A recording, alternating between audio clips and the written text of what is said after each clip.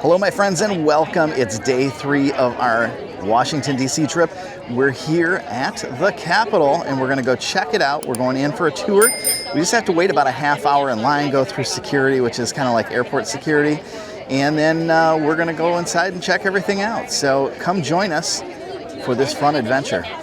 All right, guys. Well, we've made it into the Capitol, went through security, and in a few minutes we need to meet up with our group. And we're going to head down here to the downstairs area. Lots of statues in here. I'd like to check them all out. I don't know if we're going to have time for that. There is a glass ceiling in this lower area. And if you look up through the glass ceiling, you can see the dome of the Capitol. It's pretty cool. Right down here is what's known as the Statue of Freedom. And this is a replica of the actual statue that's on top of the Capitol. Over here it says they have a special exhibit, Spirit of 76. It's located in the exhibition hall. I don't know if we'll be seeing that today. As I mentioned, there's a lot of statues. This one's a bust, but there's a bunch of these throughout the floor here. Let's see if we can point out a few more. But first, I wonder, oh, this is the exhibition hall. So this is, maybe we'll be going in here. I'm not heading in there yet, but it looks like there's something going on. They've got a video and everything, so maybe that's where we'll start. I don't know. By the way, let's look at the back side of the statue. I didn't notice this before. It's carrying a big shield. Got the stars and stripes on it. And there's also a wreath in hand. And the headdress has feathers and stars. Has a kind of crown around the top. Kind of interesting. There's also some details on this that I didn't point out down here. This is the installation and restoring, and there's some information about the Capitol, the casting, and the design. Now, as I mentioned, there's a lot of statues down here. This is Maria Sanford, and it says Minnesota. I think she was probably the governor, maybe. I did notice there was a few governor statues, so we shall see. Also, I just noticed there was a plaque on the side, not on the front. This kind of should have been on the front, but I guess maybe since they engraved it, they changed it. And it says she was an educator and civic leader. More here. We're going in, so I don't have time, but I just wanted to quickly show you. There are several located throughout this floor. Lots of, not necessarily, I said governors. I guess the first one I saw was a governor. And lots of just famous people. All right, well, our line has stopped, so I have a chance to show you some of these right here. This is Jeannette Rankin, and it says Montana. And it says, I cannot vote for war. I don't know who she was. It doesn't say on the front. I don't know if there's anything on the side. There is a little bronze or gold tag right above her name, but I don't know what it says. This one over here, it's Poe Pay. He looks like he might have been a Native American from New Mexico. Holy man, farmer, defender, leader of the Indian Pueblo Revolt from 1680. Guys, check this out. There's a statue of the man in black, Johnny Cash. And over here, Dr. Martha Hughes Cannon, first female senator. And we're heading in.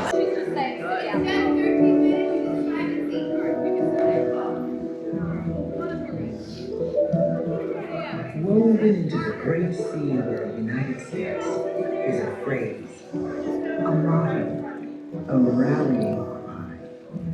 E pluribus unum. Out of many, one.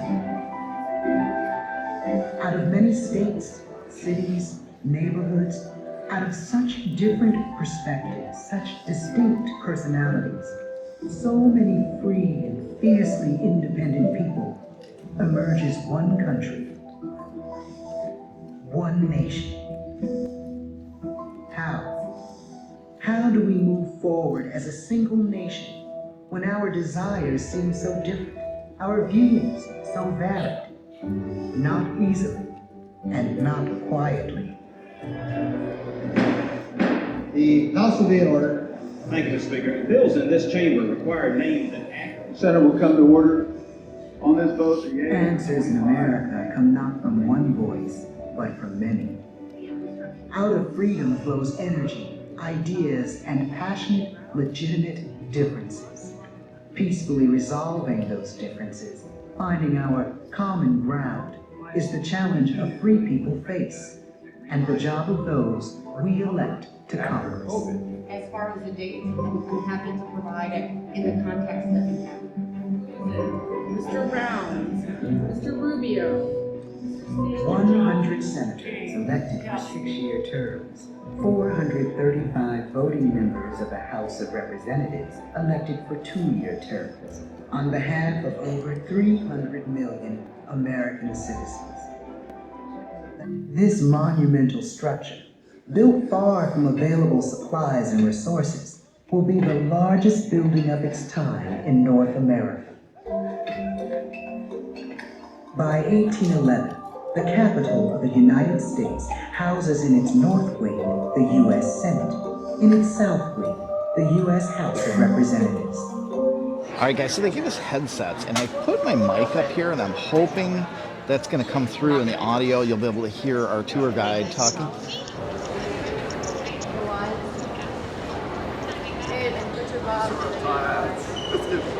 Roger Sherman from Connecticut. Roger Sherman also signed the Declaration of Independence, and he was a big part of the Constitutional Convention. When they were writing the Constitution, the delegates could not agree on what they wanted Congress to look like. They had two ideas, and nobody could agree. So Roger Sherman said, hey, let's just do both. And now we have a Congress with two houses. So she was saying that this area was originally for George Washington. However, he had very specific plans, and they did not bury him here. It looks like we're heading into the main area of the Capitol. We'll be able to look up and see the dome. As we come on in, we are going to join our elevator users underneath this painting right here. You guys can sit down on the benches if you would like, but we all need to stay underneath this painting in between these two statues of President Reagan and President Ford. Welcome on into the Rotunda.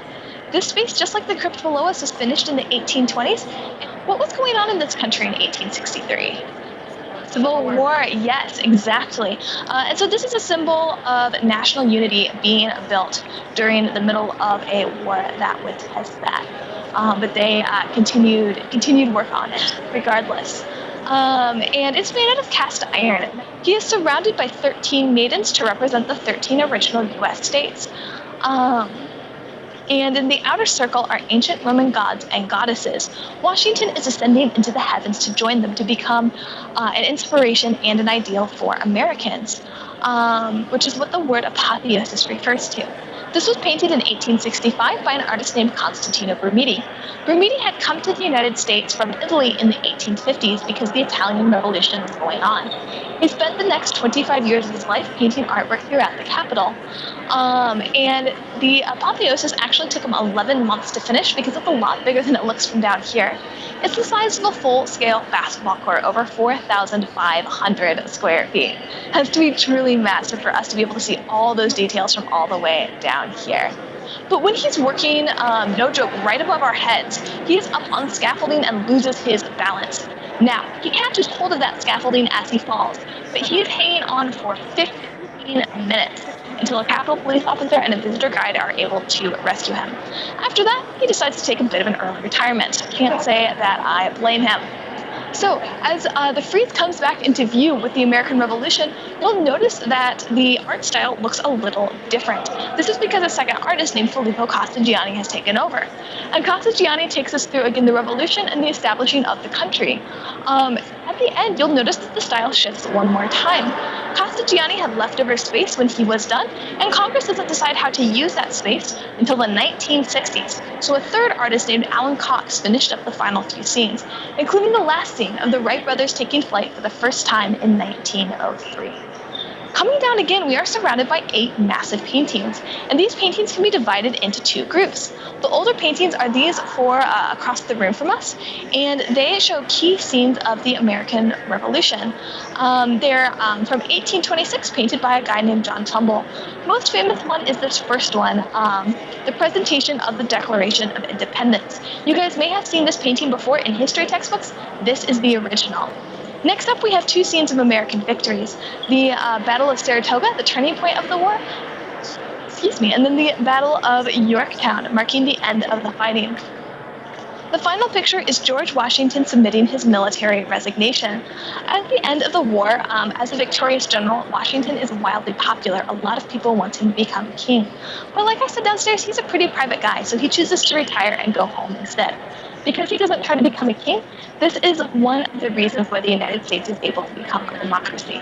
The 4 paintings on our side of the room are a little bit newer. They're from the 1840s and 1850s. This is a time in American history where Americans are expanding west, and as they are expanding west, they are inspired by earlier colonists and explorers. And these are the paintings that you see around us, those people that were inspiring them. For example, the one under us is another portrayal of Christopher Columbus landing in the Caribbean. There are a lot of portrayals of Columbus around the Capitol. The fighting, unfortunately, will not be solved until the Civil War happens. But after they leave, this place, believe it or not, becomes a marketplace, selling fruits and vegetables and livestock. Congress does not like this. They want something a little fancier and a little less smelly for the former home of the House. And so in 1864, the states are invited to start submitting those statues, and this becomes National Statuary Hall.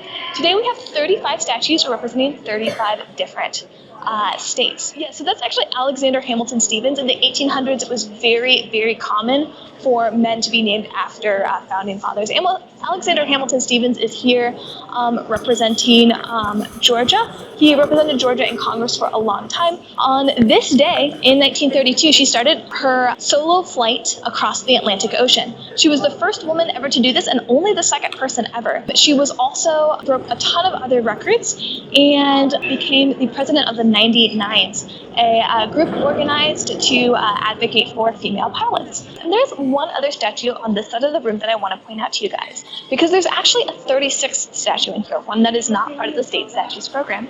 And that's this seated lady in the middle right over here. This is Rosa Parks. And she was another congressional request. Congress wanted her in this room. And because she's not a state statue, that means she also can't be swapped out. She's the only permanent statue in here. She is depicted seated from her most famous moment. A lot of people who introduced democracy in this country, who practiced it right here where we are standing, who passed it down to us here in the present, and we get to take it forward into the future. There's a lot of different ways to explore that, and that's what you guys are doing here this week in DC. It's been a pleasure to be a part of it. Well, guys, there's some advantages and disadvantages to being on a tour bus and being on a very strict schedule. We didn't have enough time to stop at the gift shop, and we didn't get a chance to see that 250 video and exhibit that I really wanted to see. It's unfortunate, but it is what it is. We've got lots of other places to go today.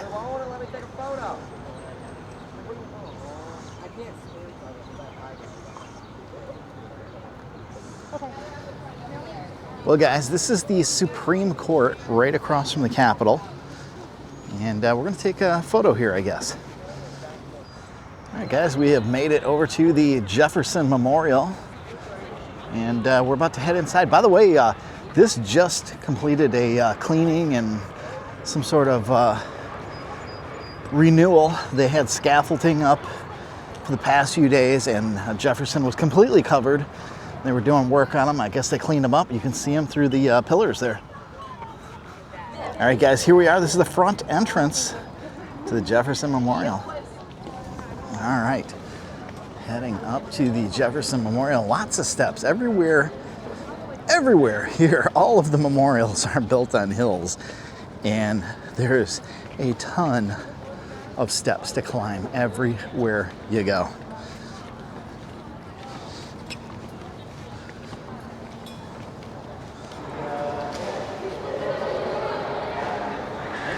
So I don't know how much cleaning they've done, but I can tell you this, it looks pretty immaculate. Oh yeah.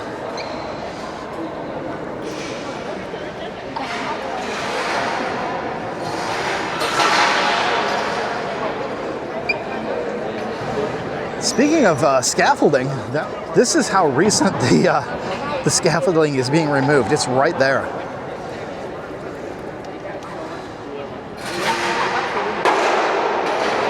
Sorry for the noise. They're working to remove that scaffolding now.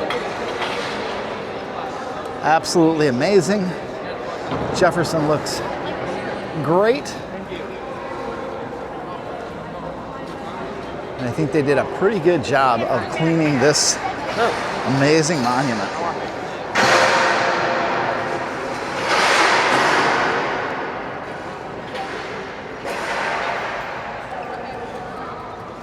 Of course, Thomas Jefferson, responsible for authoring the Declaration of Independence, declaring us as an independent country from Britain. There are also some various quotes from Jefferson on the walls. Let's see if we can get all these. There's one of his famous quotes right here.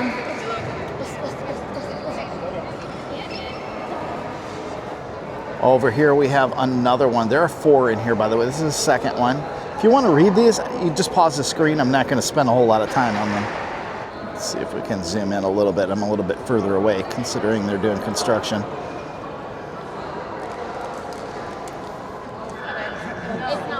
All right, and here is the 4th one. I am going to try and get all of this into the video frame here. There's a quote that says, "I have sworn upon the altar of God eternal hostility against every form of," go over this way a little bit, "of tyranny over the mind of man." Well, guys, Jefferson Memorial, super cool. It's awesome to see all these memorials getting some love and attention, cleaned up and looking good. And I think I mentioned it earlier in the week, but this has been one of the hottest trips we have taken. It's been in the 90s all week, 90 to 95. Super hot. I'm looking forward to tomorrow when it's supposed to cool down. Walk down to the water from the Jefferson Memorial, and we have a long walk ahead of us. We are going to walk all the way down here across the bridge, and I believe over there, we'll see. Really are some amazing sights to see here.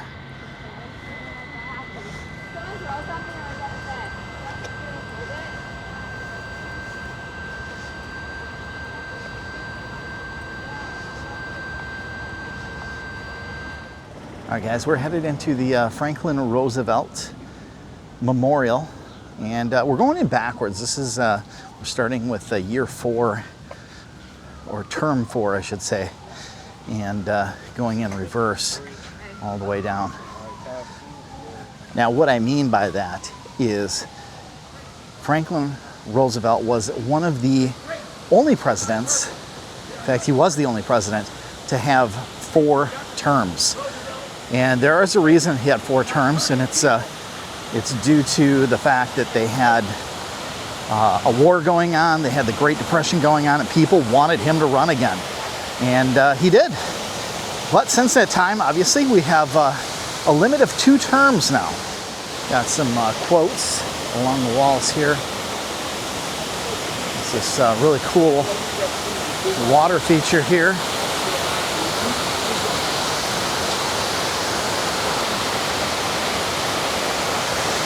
Of world peace cannot be the work of one man or one party or one nation. It must be a peace which rests on the cooperative effort of the whole world.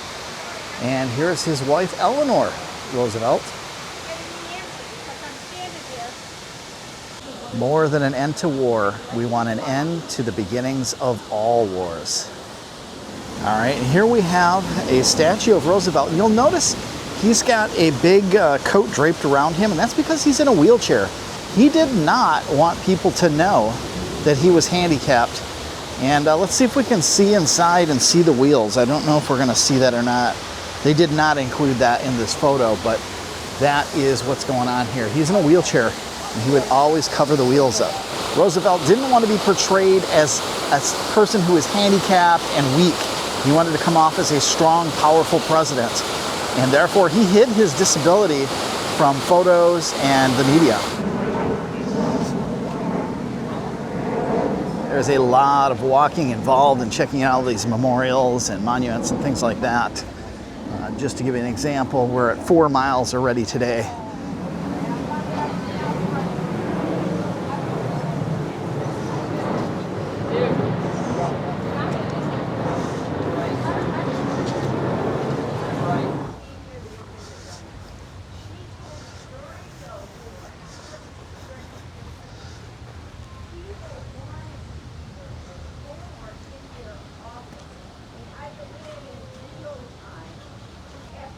This is depicting the Great Depression.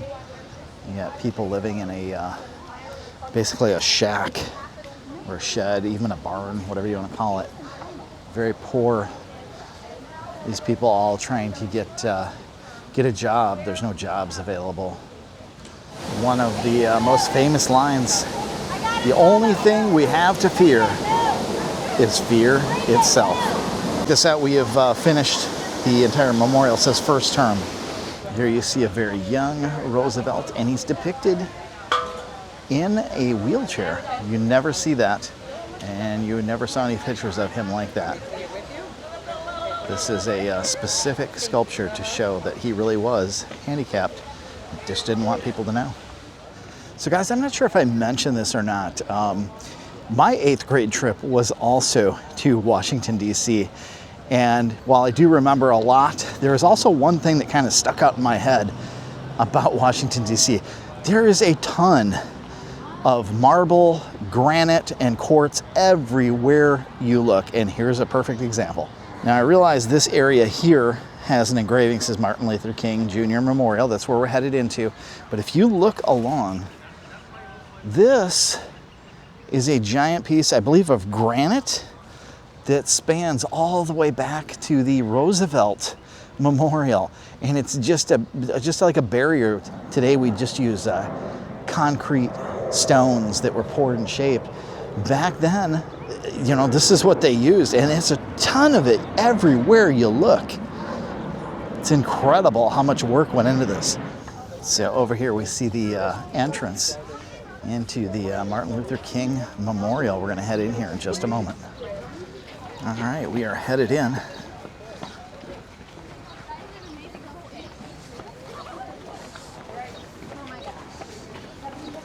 Out of the mountain of despair, a stone of hope. And there he is, Martin Luther King Jr., the memorial. And apparently she explained something interesting to us. The memorial starts out, he's very smooth and well carved and very defined, and as it goes down, it gets rougher. And you'll notice that his legs are not carved out, his feet are not carved out, and that represents the unfinished business that he started. So this wall is filled with quotes from Martin Luther King Jr., and it goes on quite a way. It's very difficult to read for me. Part of it is the fact that the stone is dark to begin with, and then you have the shade kind of camouflaging some of the letters, so it's a little difficult to read. Let's see if I can find a shorter one. This one might work. I believe that unarmed truth and conditional love will have the final word in reality. This is why right, temporarily defeated, is stronger than evil triumphant.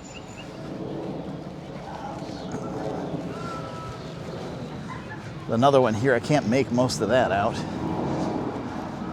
This one's mostly in the sun. Let's see if we can check this one out. It's a shorter one. Lots of planes flying over, by the way. So this one says, we shall overcome because the arc of the moral universe is long, but it bends towards justice. Yeah, I'm sorry, I was wrong. No, not that one.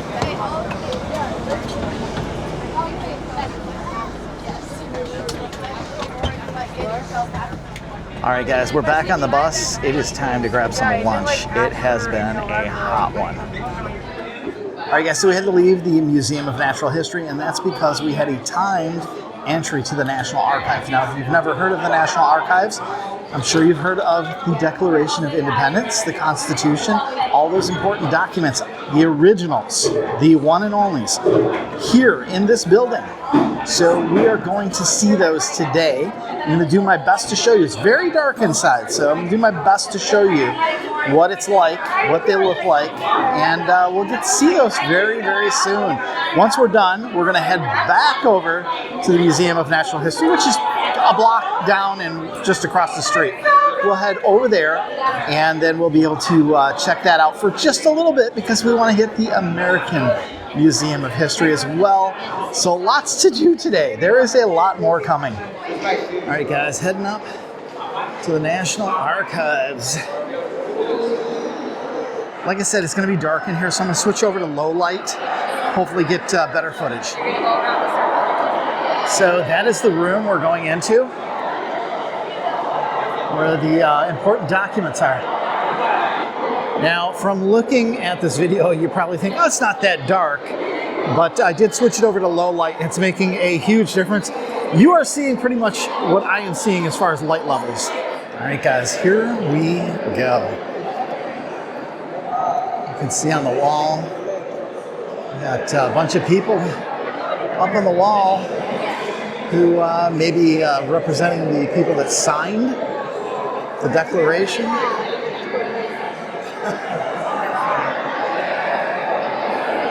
Another thing to point out is these big gates, big decorative gates.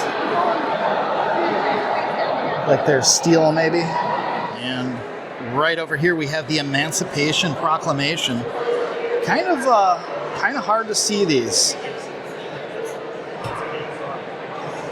I mean, they are triple panes of glass.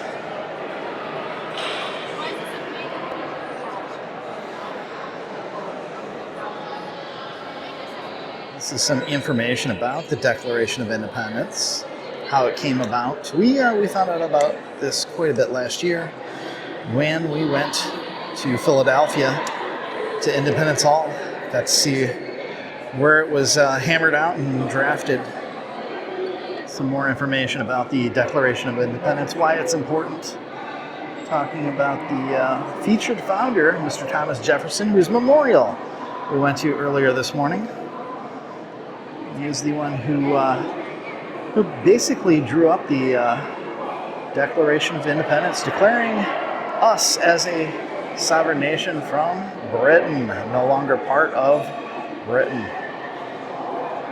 Ladies and gentlemen, I present to you the Declaration of Independence. I know this is going to be hard to read, but if you take a look closely, you can kind of see the big letters at the top. You really can't read much of it. It's in rough shape. It's a very old document now, 250 years old. And over here we have the Constitution. This one you can definitely make out. This is a little bit better shape. You can see the We the People at the top with Article 1.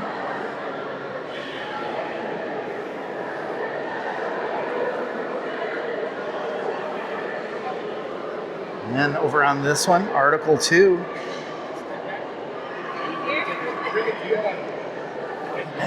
Over here we have Article 3. And then over here we have all the signatures on the actual document. Let's see if I get a little bit closer. Maybe you can read some of these. See some of the signatures. And over here we have the Bill of Rights.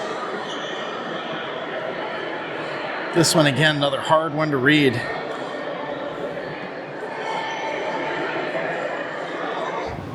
Well, guys, National Archives, really cool. Awesome seeing the Declaration, the Bill of Rights, the Constitution, all that fun stuff. Proclamation as well. Lots of cool stuff in there to see. Very important documents to our country. Founding documents, that is. And, what better year to see them? It's the 250th. So Can't beat it. Now, we're going to head back over to the Natural History Museum and then hopefully try and make it over to the American History Museum. We'll see what happens. Let's go. All right, we just got back into the Museum of Natural History and check it out. You guys may remember this from Night at the Museum. I know it's not the actual movie prop, but this is one of the fixtures. It's one of these statues from Easter Island. All right, we are inside the main entrance here to the Museum of Natural History, and check out this giant elephant. Huge ceiling above us. And we're not going to spend a whole lot of time here, but we're going to check out the dinosaurs in Fossil Hall.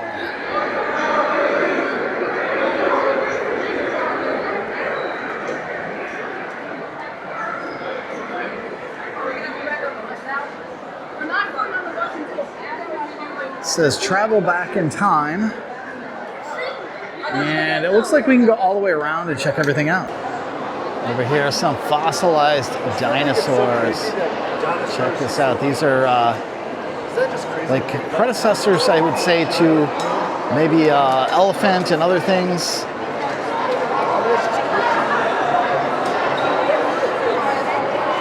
So we've got all kinds of different things in here. There's, I don't even know all the names of these things. Here's what we're looking at, I guess.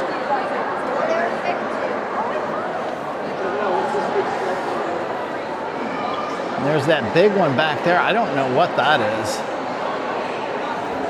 Over here we've got some really tiny ones. And let's see, does it say? It does not say what these things are.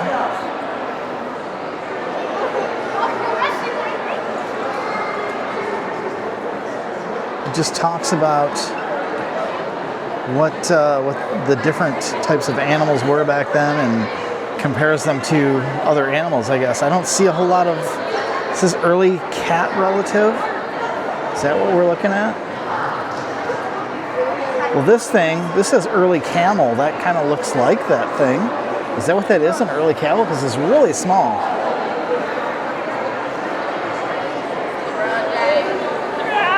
Now this one says early dog, and there is a sign right in front of it, so we know what that is. There's no doubt. Over here, an early primate, some sort of monkey of some sort, I don't know. Yeah, 47 to 49 million years ago, found in Wyoming. This right here is not very big at all.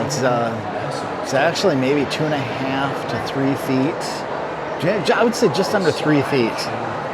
And it is an early horse from 52 million years ago. Imagine a horse that small.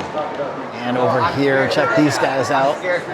These are really cool. I don't know what they are. The bottom one looks kind of like an alligator. It says crocodile, actually. I'm assuming it's because the nose is very narrow. It's not wide. So that's probably the crocodile. And then this thing here,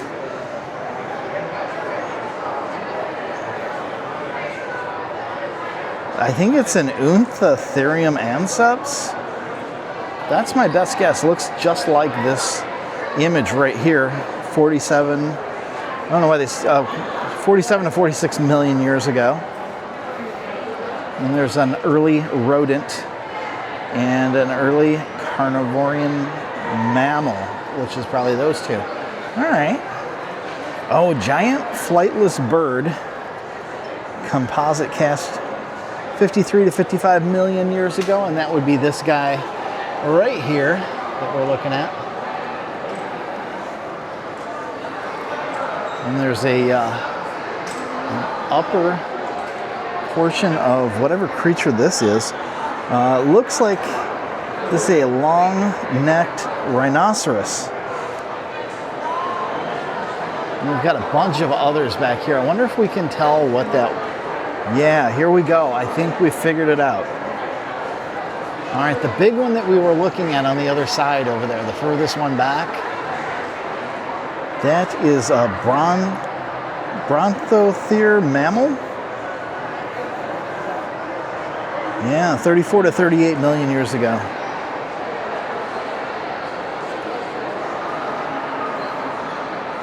And there's one more head over here. I'd like to know what it is. This says it's a Gomphothere elephant. Right there, it says Gomphothere elephant. So I'm guessing this was some sort of prehistoric elephant. And this guy over here is a Chalicothere mammal. Some of these I've never heard of. Over here, some sort of, looks like some sort of walrus? Like a prehistoric walrus.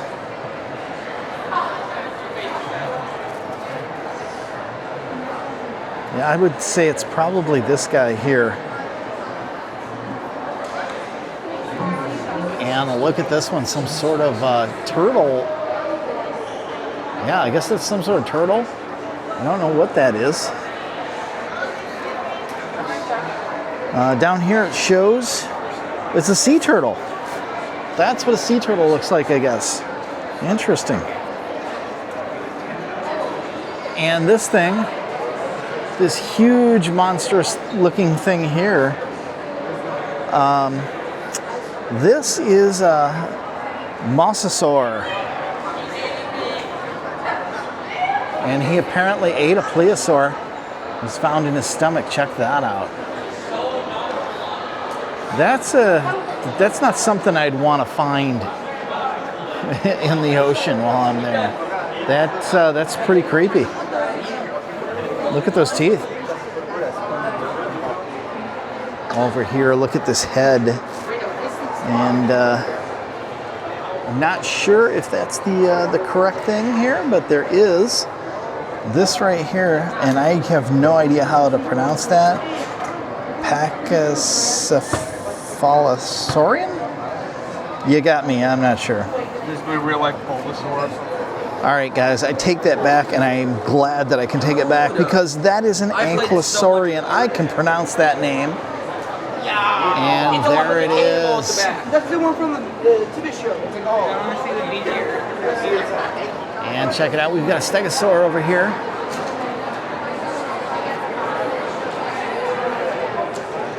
He's pretty cool too, huh?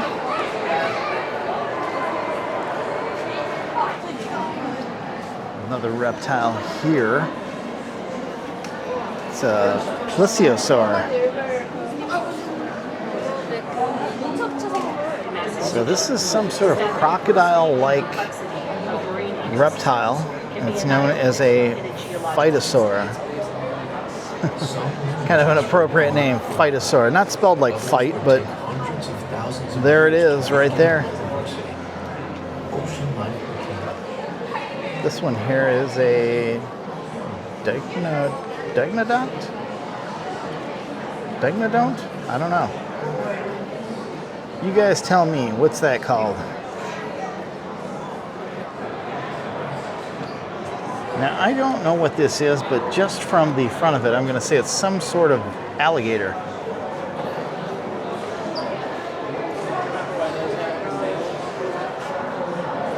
I have no idea if I don't know. It looked like an alligator because it had a wide mouth, but who knows? I think it's there, but... And this thing here is a Dimetrodon grandis? Not real familiar with that either. No, there, right there. That's one I know. That's a trilobite. Strange fossils of tree stumps called cattle bottoms.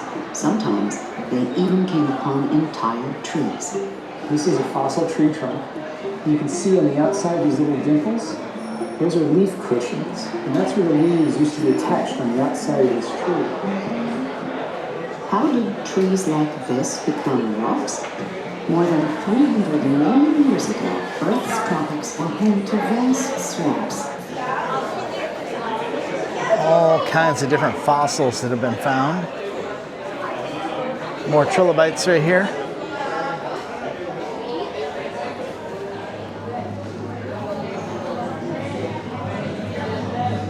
One of the few creatures that kind of still resembles that is a horseshoe crab.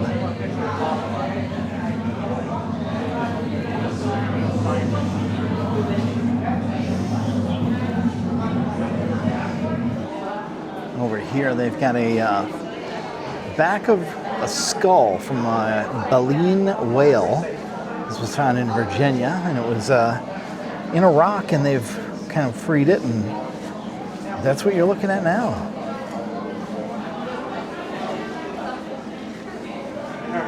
And that is what is the job here of these people. They're working on cleaning up fossils, identifying them, separating the debris from that fossil, and so on. And right here, it looks like he's cleaning up now, but he was just working on cleaning up one of these. Right here from the early Jurassic period. Pretty cool. Check out all the different bones in here. Just a massive grave of bones. This area is talking about how the fossils form, how they're found. Look at here. Layers of rock, trilobites stuck in those layers of rock as fossils.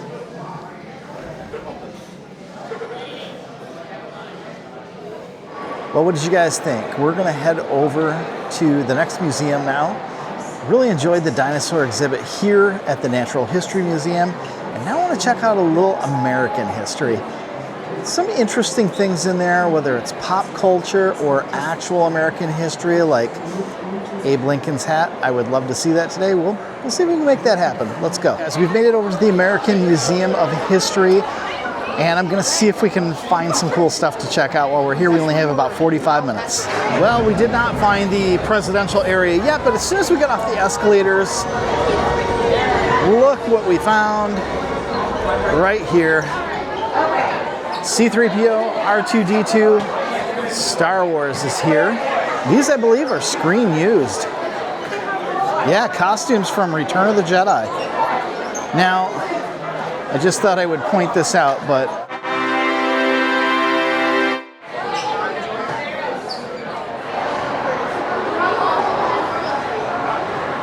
right, guys, we have entered the American presidency.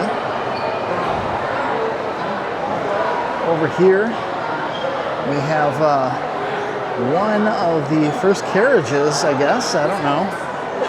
Let's see if there's some details on this. Oh yeah, this was used by Taft. William Taft used this carriage. Got a coat and top hat. And these belong to Grover Cleveland? Yeah. Looks like this suit here, this officer's outfit belonged to Dwight Eisenhower. And this one here, was this Nixon's, or was used at Nixon's? Yeah, this is the White House Guard uniform used during the time Nixon was in office. And right here in front of us is Abraham Lincoln's hat. Is that not awesome or what? That is the real deal, authentic hat that Lincoln was wearing. All right, let's get real close so we can see this. It is very, very old. This is definitely a cool cool thing to see. It's almost as cool as the founding documents, honestly.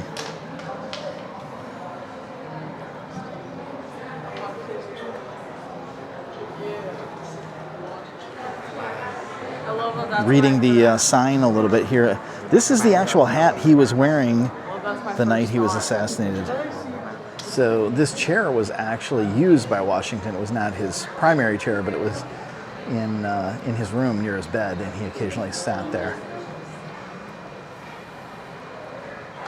So this is a ballot box used in Fulton County, Georgia, back in 1869. A wooden box with a slot in it. Well, guys, there's so much more to do here. I wish we had another day.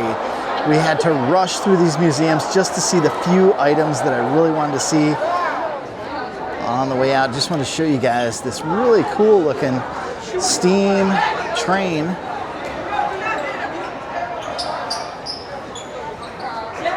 This was used back in 1831. It's a John Bull locomotive. You see they got the fire there. You can see they got the wood there to keep the fire going right inside there.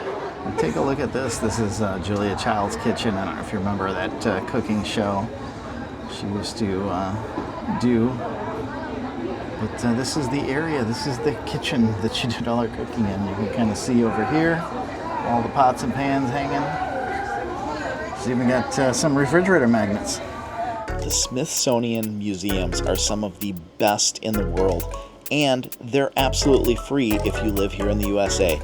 You can literally spend days in these museums and not see everything. There's so much involved in each one. Another museum that I wanted to make it over to was the Space and Aviation Museum, but you can see we didn't even have enough time to cover one of these museums, and we managed to get in two. One day we'll definitely head back to Washington, D.C. just to check out these museums. Well guys, if you enjoyed this video, please give it a big thumbs up. Don't forget to click on the compass so you get subscribed and see more awesome content just like this. And remember, adventure is just a short drive away.